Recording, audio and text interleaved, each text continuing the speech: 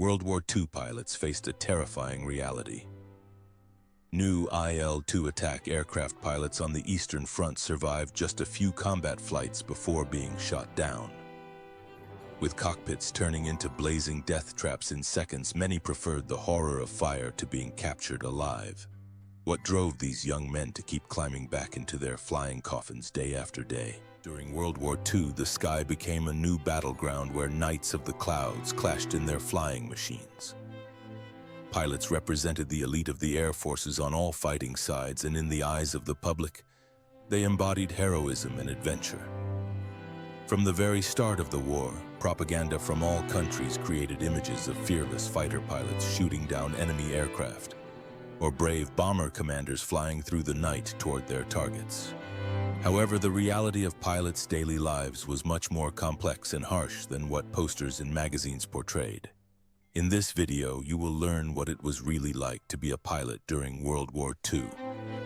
From demanding training and tough service at frontline airfields to moments of pure terror and euphoria high in the clouds.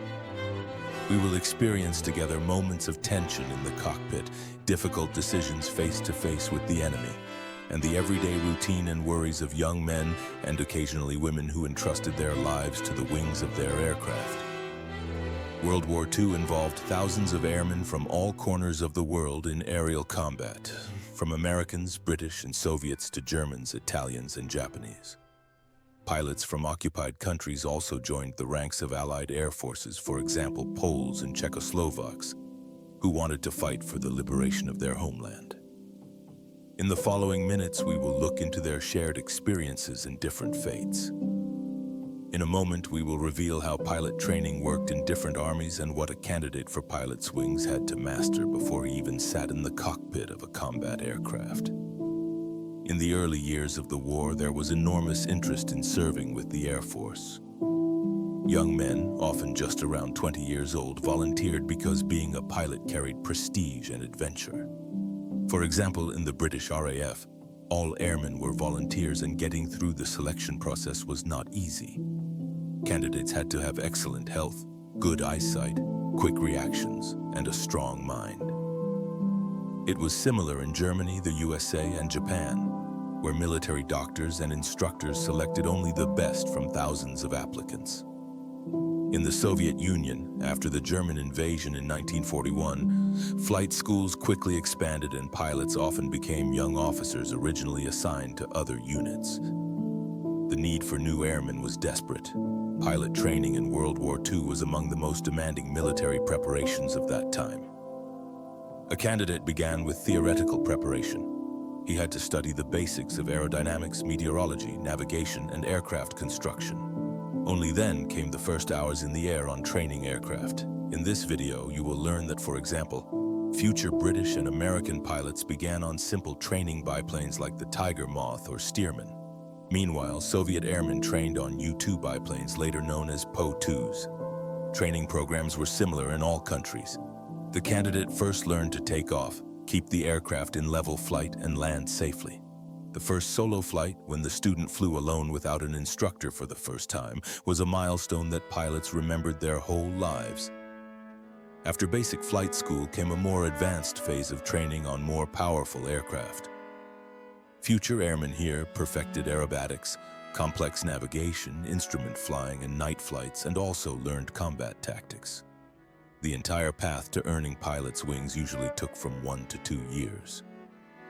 For example, in the RAF, a student averaged 200 to 300 flight hours during 18 months of training before receiving the coveted pilot's badge. However, in crisis periods, this minimum was shortened. During the Battle of Britain in 1940, it happened that a new pilot joined a combat squadron after just 6 months of training and about 150 flight hours.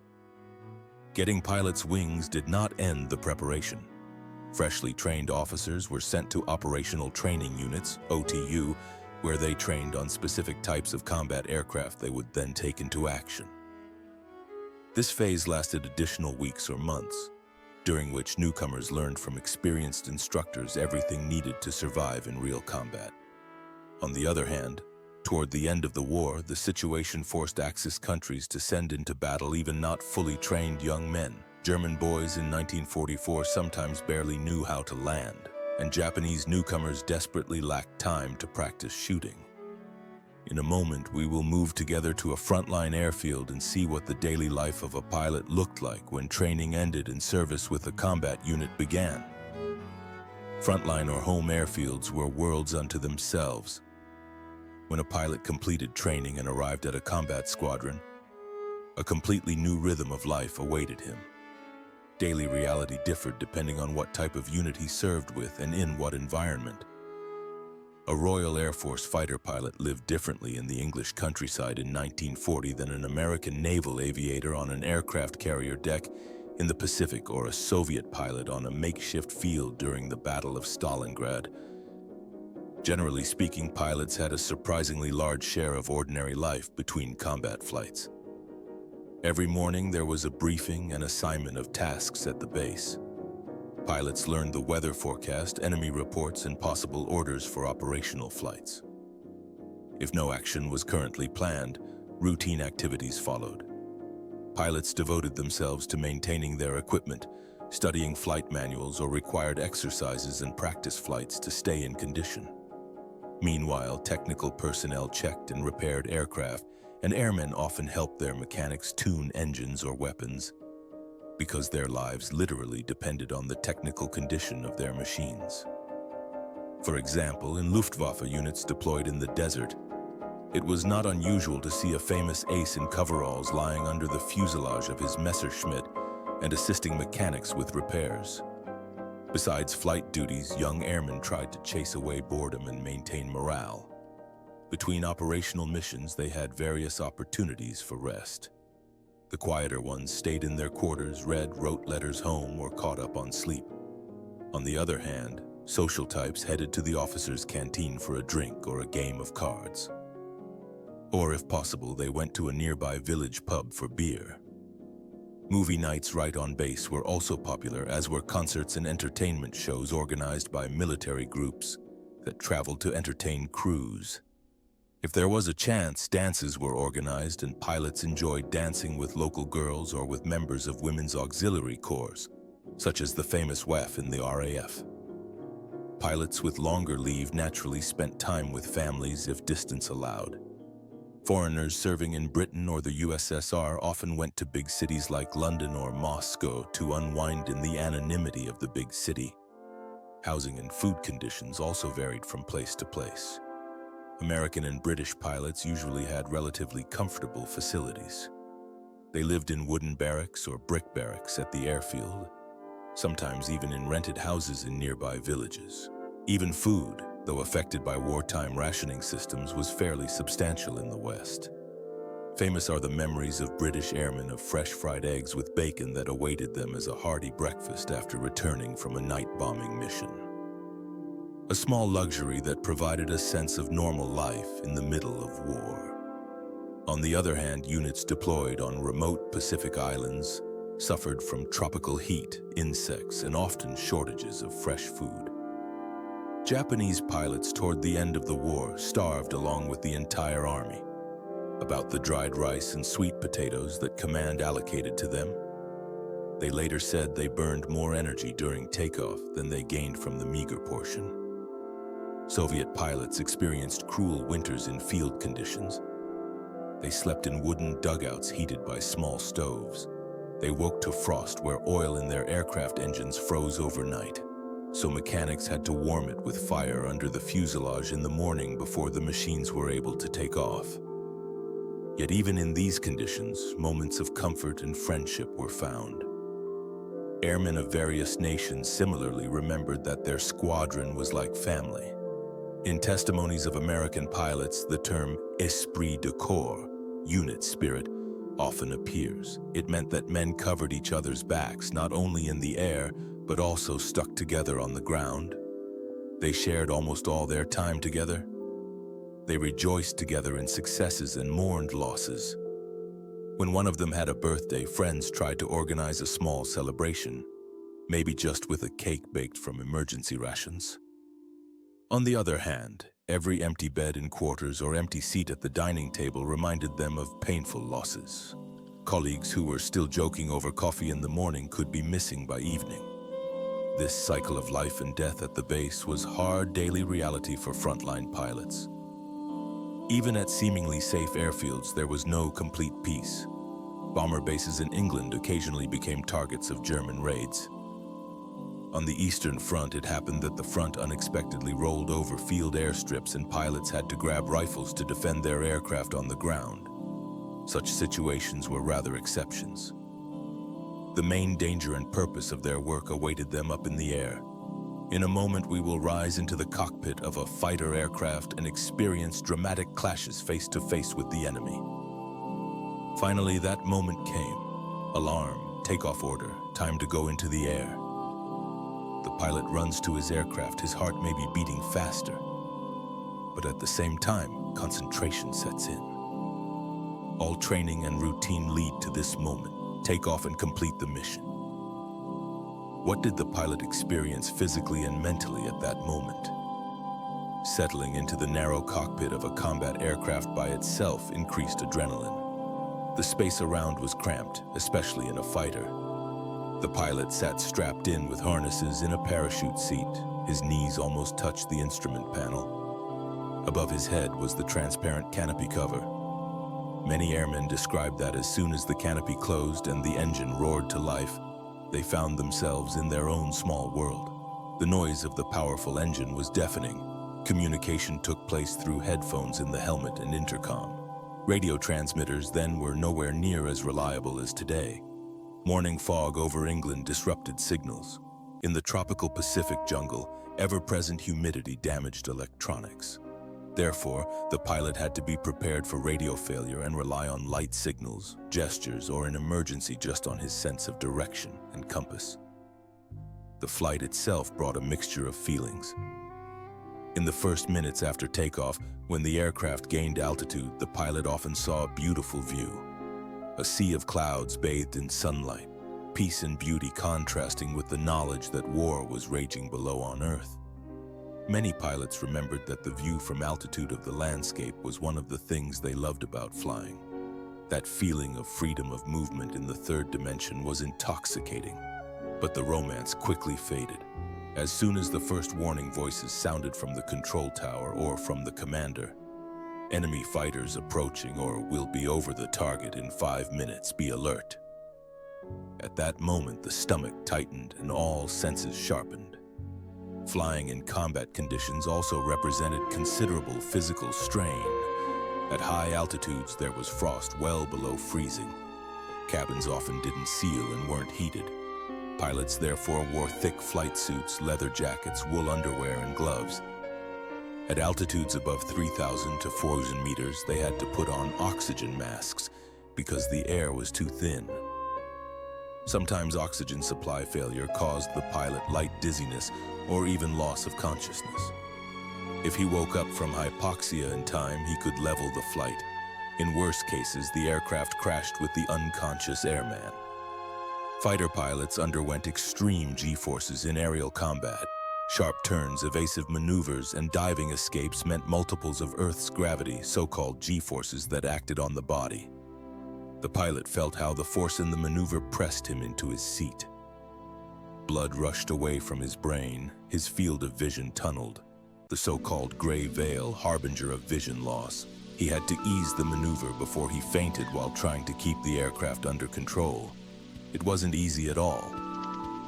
Controlling the aircraft required skill, strength, and endurance. In times before electronic power assistance, the pilot had to push rudders and control stick with his own muscles against enormous aerodynamic resistance. For example, during combat in the Battle of Britain, when Spitfires and Messerschmitts chased each other in sharp turns, pilots literally had steel hands from constantly wrestling with stick and rudder, and their legs went numb like stumps on the rudder pedals. Despite this, many described that in combat they seemed not to feel fear. Adrenaline kicked in, and autopilot of learned reactions suppressed panic. We were nervous but too busy to be afraid. One American pilot remembered laconically about the moment when his bomber was first peppered by anti-aircraft flak. Only after landing did men's knees shake when they realized how close they had come to death. But in the cabin during action, everyone did what he had practiced and concentrated on his aircraft and his tasks. For fighter pilots, aerial combat was the culmination of everything they had trained for so long. World War II air battles were fast, merciless, and often turned into chaotic mayhem. Let's imagine a typical scenario. A pair or flight of fighters flies on patrol, the radio crackles. Enemy aircraft at 12 o'clock at 15,000 feet altitude. An enemy formation approaches. The leader rocks his wings, signal to attack. Our pilots drop external fuel tanks, add throttle, and climb toward opponents, if possible, with the sun behind them. A favorite tactic, attack from above so the enemy is blinded. In an instant, they go from free flight to maximum tension. Approach to the enemy takes only seconds. As soon as they get within range, they open fire with machine guns and cannons. Tracer bullets draw orange lines in the air. One enemy aircraft catches fire after being hit and falls to earth, but immediately another fighter hangs right on the tail of one of our pilots. Our pilot immediately reacts, jerks the stick, and dives steeply to help his colleague. A wild chase begins in a spiral. Aircraft rotate around each other. The pilot feels his aircraft vibrating under his hands and the engine screaming at maximum RPM. Sweat drips into his eyes. His heart pounds like it's racing. In these split minutes, not only skill and coolness decide, but also a bit of luck. One burst from an enemy aircraft can hit the fuel tank and the cockpit instantly turns into a fiery trap. Many pilots had greater horror of fire than of being shot down itself. Air combat was also often a battle with an unseen enemy. Experienced fighters knew how to use the element of surprise, hide in the sun's glare, or emerge from clouds unexpectedly from below. A second of inattention could be fatal. As the fighter rule said, whoever spots the opponent first is halfway to victory. This applied on all fronts. American pilots in the Pacific had to learn to spot agile Japanese Zeros in time. Flying in from behind the sun, German airmen in Finland faced perfectly camouflaged Soviet aircraft that blended with the forests and snow beneath them. Tactics gradually evolved. At the beginning of the war, fighting often took place in pairs or threes, but soon more effective teamwork took over. German aces already in Spain introduced the so-called four-finger formation, pairs of pilots covering each other's backs that made up the flight. This system was also adopted by the British and Americans. Pilots found it was unwise to engage in risky solo actions. It was better to hold formation and heed warnings from fellow fighters. Nevertheless, many battles broke down into individual chases where individuals clashed. Their abilities and sometimes luck decided. As one bitter saying among airmen aptly put it, you start with a bag full of luck and an empty bag of experience. The trick is to fill the bag of experience before you empty the bag of luck. Only a small percentage of fighters became feared aces with 5 or more kills. Several exceptional individuals achieved incredible numbers of victories. For example, German fighter Erich Hartmann could boast more than 350 kills. However, these were absolutely rare cases. In a moment, we will reveal how the majority of pilots fared. They may not have had even one confirmed kill to their credit, and their daily goal was mainly to complete the mission and survive in good health. In fierce combat, they often didn't even see if they hit the opponent because they already had to defend against another attack. Among fighters, there also existed an unwritten chivalrous rule. Don't shoot at a pilot who bailed out on a parachute, and don't attack an opponent who is obviously trying to make an emergency landing. Not everyone followed this, especially on the Eastern Front and in the Pacific. Greater fury reigned, and many enemies mercilessly finished each other off without chance for mercy. Nevertheless, memories describe displays of respect too. For example, some German airmen saluted an opponent they shot down and saw, leaving the aircraft on a parachute. In such moments, awareness showed that although they fought to the death, they shared the same dangerous profession, and tomorrow they themselves might fall. If a fighter pilot was hit in combat, a critical moment arrived. The aircraft could turn into burning wreckage within seconds. When the engine started burning or the aircraft became uncontrollable, only one chance remained: abandon the aircraft.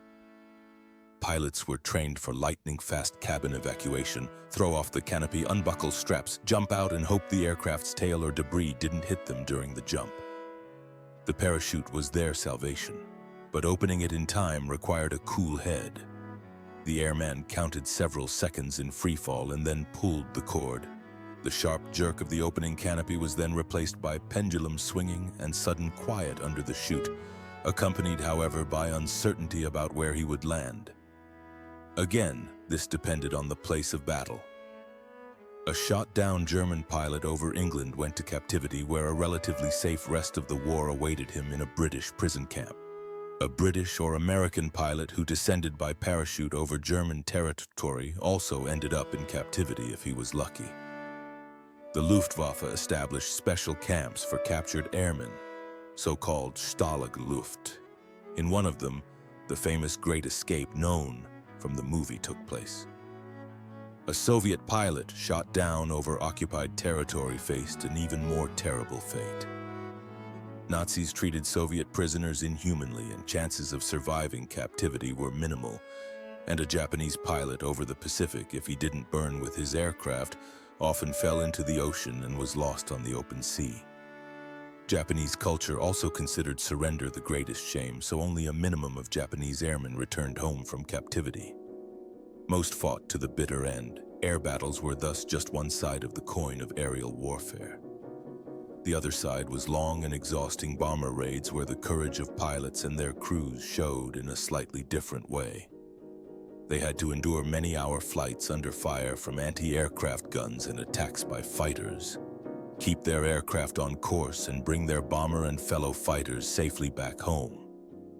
In a moment, we will therefore move into the cabin of a 4-engine bomber and try to imagine what the life of a pilot and his crew involved during strategic raids. The role of a bomber pilot differed significantly from the life of a fighter ace, but was no less demanding. Heavy bomber pilots commanded crews of many members and flew giant 4-engine machines for long hours over enemy territory.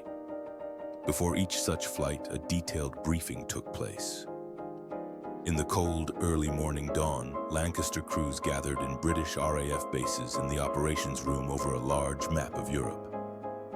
An officer slowly revealed today's operation target. Following the red line across half the map, many broke out in a cold sweat when they understood they would fly deep over Germany, maybe all the way to Berlin. Similarly, in the Pacific, American B-29 pilots sat over maps of Japan and listened to attack plans on Tokyo. The atmosphere before takeoff thickened as details of the route, flight altitude, expected enemy defense, radio communication signals, and meeting point at sea in case of emergency landing were discussed. More than one young pilot in those moments felt his insides tighten with fear of the unknown. Boarding the aircraft took place in darkness or at dawn. The bomber pilot, before boarding, carefully walked around his aircraft during pre-flight inspection. His fortress was a huge metal colossus loaded with up to 6 tons of bombs. On board, a crew of 5, 7, or even 10 men awaited him. Co-pilot for Americans, navigator, bombardier, radio operator, and several gunners in rotating turrets. Everyone had to squeeze into the aircraft's interior and take their positions. The pilot climbed to his seat in the glass nose, put on his leather helmet with headphones and throat microphone. "Tower, this is Red Leader. We are ready for takeoff." A green light blinked on the ground, and the answer came from the control tower. "Runway clear. You are cleared for takeoff." Engines one by one coughed and started up. They vibrated the entire fuselage. The aircraft began to move. Within a few minutes, an entire bomber wing rose into the sky. Hundreds of aircraft climbed in circles to form up in formation. Below them remained their misty airfields and a few tired waves from mechanics. For some crews, it was the last time they saw their home bases. Flight over enemy territory was a test of patience and endurance.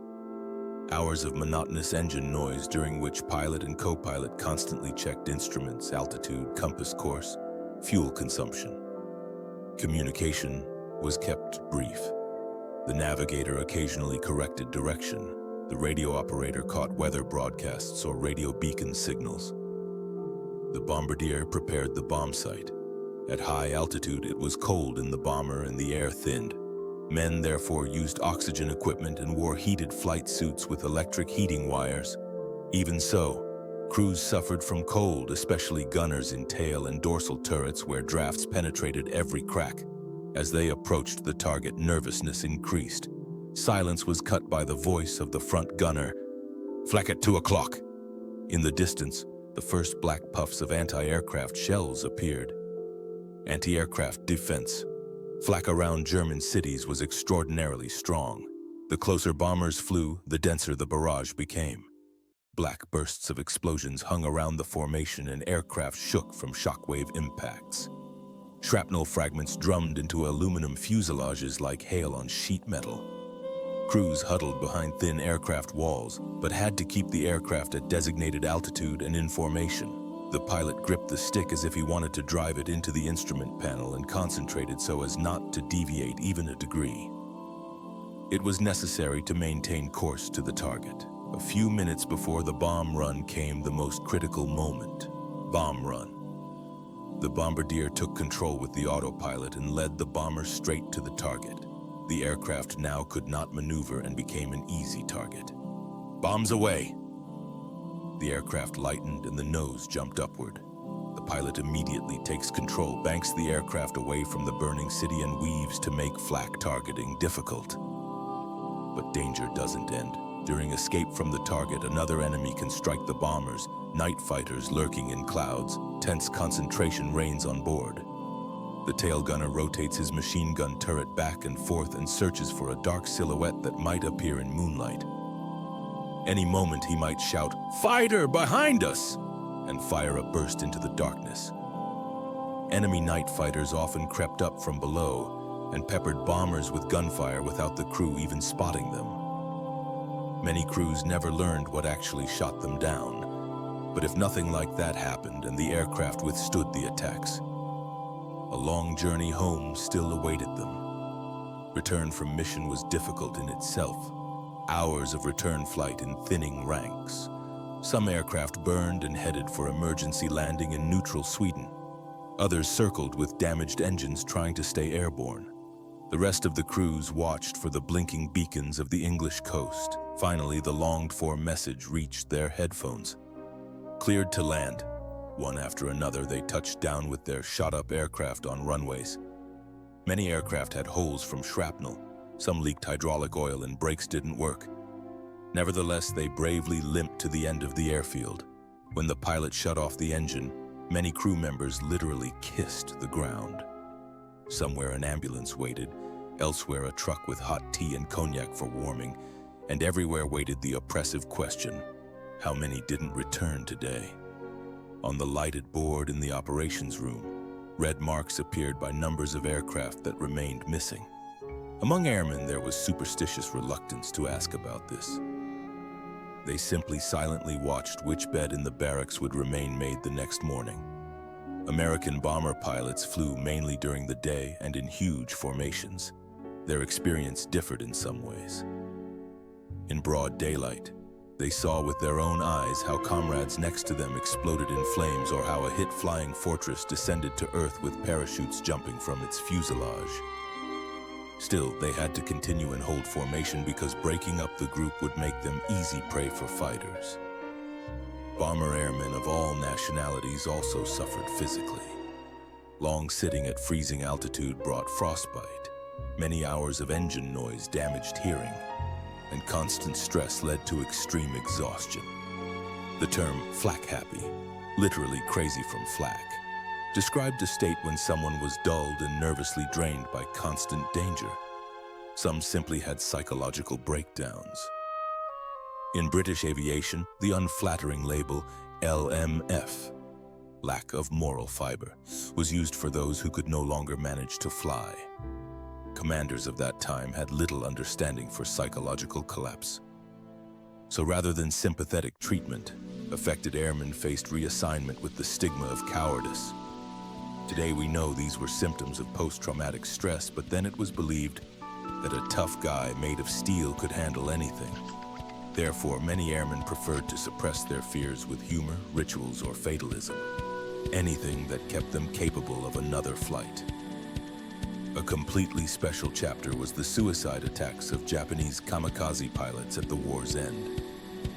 Young airmen, often with minimal training, were selected for one-way missions with the goal of ramming enemy ships and dying in the process. Their letters and diaries before the last flight reveal a mixture of determination to fulfill duty and deep sorrow over the ultimate sacrifice. Many felt strong pressure from their surroundings, didn't want to disappoint expectations of their nation and emperor, even though inwardly they longed for life. These desperate missions showed an extreme form of fanaticism and self-destruction in war. Air combat was simply extremely dangerous. Statistically speaking, chances of long-term survival were small. For example, British Bomber Command RAF lost almost half of its men. Of 125,000 airmen, around 55,000 fell, and the American 8th Air Force lost about 26,000 personnel. Soviet and German air forces counted their fallen pilots in tens of thousands. For some categories, losses were simply crushing.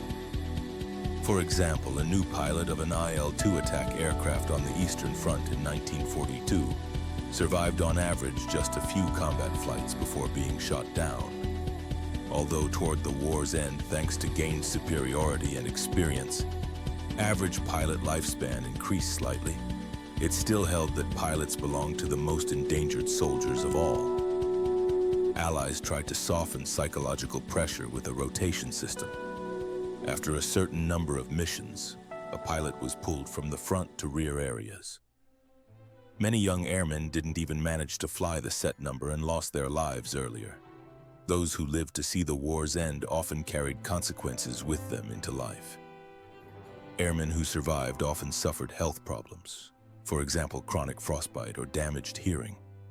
And almost everyone carried invisible mental scars from losses of close friends and experienced horrors. What kept men and a few women in cockpits despite shocking losses and constant risk? Partly it was discipline and sense of duty. They knew why they fought. Allies defended their homes and wanted to defeat tyranny. Soviets fought for Mother Russia and bare national survival. Germans and Japanese believed in their ideologies and served their empires believing they fulfilled a higher mission. Many were also motivated by revenge. They wanted to settle accounts for home cities in ruins or fallen comrades. But in critical moments face-to-face with death, ideologies went aside and basic human bonds took over. Pilots continued missions primarily because of their fellow fighters. They didn't want to disappoint their squadron. They knew others depended on them. Comradeship was key. As someone said, in aviation everyone fought for all and all for one. Fear was everywhere present, but it was necessary to learn to live with it. Courage was therefore understood not as absence of fear, but ability to act despite it. Training and routine helped with this. Pilots often described that in combat they went on autopilot, did what they had practiced 100 times, and this suppressed panic. After landing, they sometimes collapsed in tears or shook, but in the air they functioned like machines. Another tool for maintaining morale was humor and perspective. Black humor was daily routine among airmen. A fallen comrade was described with euphemisms like bought the farm, fell and now enjoys his own little plot. Or they said the person went to Matkov, a fictional airfield from which no one returned. Such cynical sayings helped lighten the horror. Airmen made fun of danger. They painted pictures of mischievous gremlins on their cockpits, creatures that supposedly caused aircraft malfunctions. They preferred to blame gremlins in the engine for an unsuccessful mission rather than blame themselves or comrades. It was a form of tension release. Rituals and superstitions played a surprisingly large role. When reality was chaotic and uncontrollable, people sought small things that would give them a sense of control over fate, like a lucky charm or established ritual. Many pilots carried talismans given by loved ones. family photos, lockets, children's lucky pieces, and observed their personal rituals before each takeoff. Collective superstitions also existed. For example, a story circulated about a knockout blonde, a bar waitress whose suitors from airman ranks supposedly all got the axe, fell in battle. Crews believed that dating her brought bad luck to the entire crew and preferred not to risk it. Command quietly tolerated such bizarre myths if they helped maintain morale. Few could endure endless combat pressure without harm. Some airmen, after a certain time, developed combat fatigue and had to be pulled from operational actions. Armies of that time had little understanding for psychological exhaustion. Such airmen were often considered weak links or cowards and met with punishment or shame rather than understanding. Nevertheless, most combat pilots persevered flying until war's end, often thanks to that tightly knit collective. Within units, enormous mutual support functioned. When someone was going through crisis, comrades covered for him and helped get him back in the aircraft until he completely broke down. Proven therapy included ordinary things too: getting a haircut, eating well, writing a letter home, talking with a chaplain, anything that restored a sense of normalcy. Strong identity and pride also developed among pilots. They took pride in their unit, their aircraft, and their insignia. They enjoyed wearing leather jackets painted with squadron symbols. Their bombers were decorated on the nose with pin-up pictures or comic characters serving as mascots for luck. Such details increased fighting spirit. A person defended his personal aircraft like home ground. If his aircraft was destroyed or written off, the pilot often took it very emotionally as loss of a close friend. Despite war's cruelty, humanity didn't completely disappear. Besides small displays of respect we mentioned, unexpected acts of chivalry occasionally appeared. For example, a German fighter, after successful combat, escorted a damaged American bomber over the sea and saluted farewell there instead of finishing it off. Such moments of humanity were extremely rare in an otherwise merciless conflict. Toward war's end, many pilots were tired of fighting. Those who survived more years of frontline deployment saw generations of newcomers come and die. I am surrounded by ghosts of friends. Every morning I go flying with their shadows beside me, a German veteran wrote in his diary in early 1945. On the other side, Soviet fighter Ivan Kozhedub, when he shot down his last enemies in April in 45, had 62 to his credit. He reportedly felt relief rather than joy. He knew he wouldn't have to send more young men to Earth. Emotional numbness was one defense against madness. But as soon as engines quieted for the last time and peace came, emotions returned full force: joy from survival, sadness for the fallen, pride and emptiness. As one Czechoslovak fighter who fought in the RAF aptly said, "We were heroes and didn't even know it. We simply did what was needed and tried to survive for tomorrow." Today, more than 80 years later, we can admire the courage and determination of World War II pilots. Their experiences remain preserved in memoirs, diaries, and stories, and we still draw lessons from them. The history of air combat teaches us how quickly technical innovations became decisive weapons and how crucial the human factor was behind the stick. Modern fighter pilots now fly in supersonic aircraft packed with electronics or even control unmanned drones from the safety of bases. Nevertheless, basic qualities, courage, coolness, training, and teamwork remain valued the same as then. Every country remembers its wartime airmen as heroes. Their stories still inspire new generations and show how extraordinary ordinary people can be when fate places them before extreme challenges. Courage doesn't mean not having fear, but acting despite it. And that's exactly what pilots during World War II did day after day. It's good to realize this even today. Even now, we need courage and teamwork facing obstacles, even though fortunately we're no longer fighting in cockpits over Europe or the Pacific. Thank you for watching this video to the end. If you liked it, please give it a like and share it with your friends so others can learn about these fates too. I'd also appreciate your comment or observation. Once again, thank you for your attention, and I look forward to seeing you in the next video. Goodbye.